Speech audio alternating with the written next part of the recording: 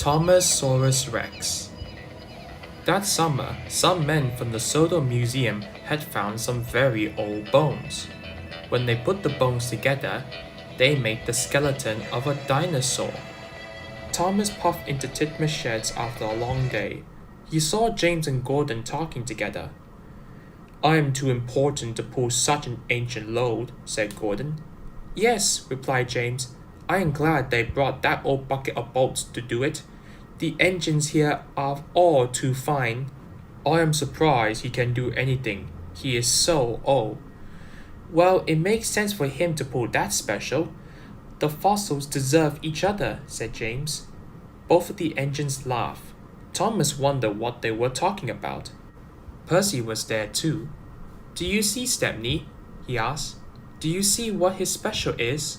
"No, but I heard Gordon and James talking about it," answered Thomas.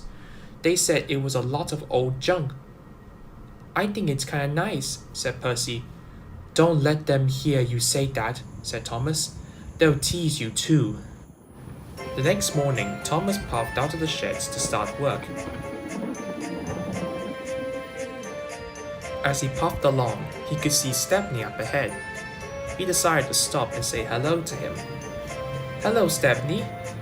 "Hello, Thomas. Long time no see. What do you think of my special?" Thomas looked at the rock with some bones in it. He didn't want to hurt Stepney's feelings. "It sure looks old," he stammered. "Why, yes it is, Thomas. This fossil is from the age of dinosaurs. It is going to be part of a museum fair. And we also found some treasure." "It is the oldest thing I have ever pulled," laughed Stepney. "It makes me feel young. They're all inside a chest. It is full of gems from Ross Castle in the days of knights." Thomas was impressed. "Wow, that's nice," he said, continuing to stammer. I must go, Stepney. Bye." "Bye, Thomas." Thomas had mixed feelings as he left. He thought the thing seemed pretty interesting, but he remembered Gordon and James saying they were junk. Thomas didn't know what to think. He puffed into the yards just as the Fat Controller drove up to see the engines. "Stepney and his special must go to the museum," he said.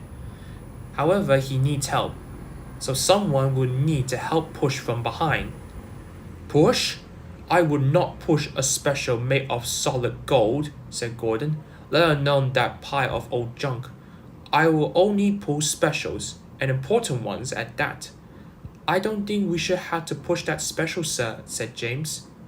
Thomas didn't want to be teased, but he knew Stepney needs help. "I will push Stepney's special," he quietly volunteered.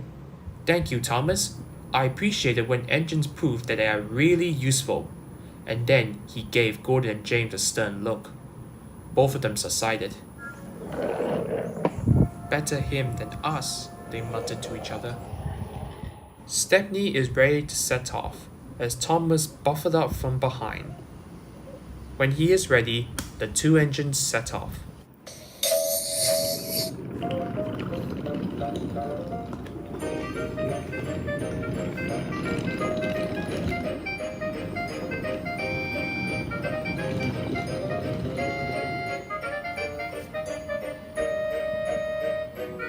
The two engines arrived at the museum.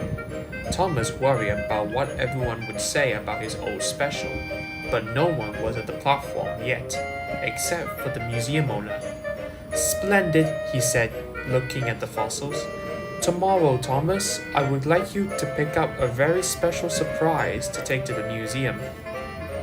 The next day, Thomas pulled into the museum with miniature dinosaur models.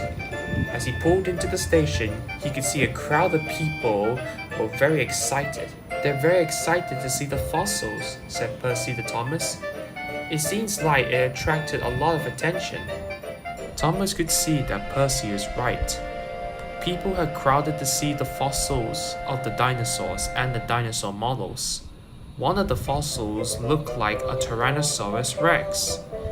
Thomas was amazed. Percy and Stepney are right. Dinosaur fossils may be old, but they are really special.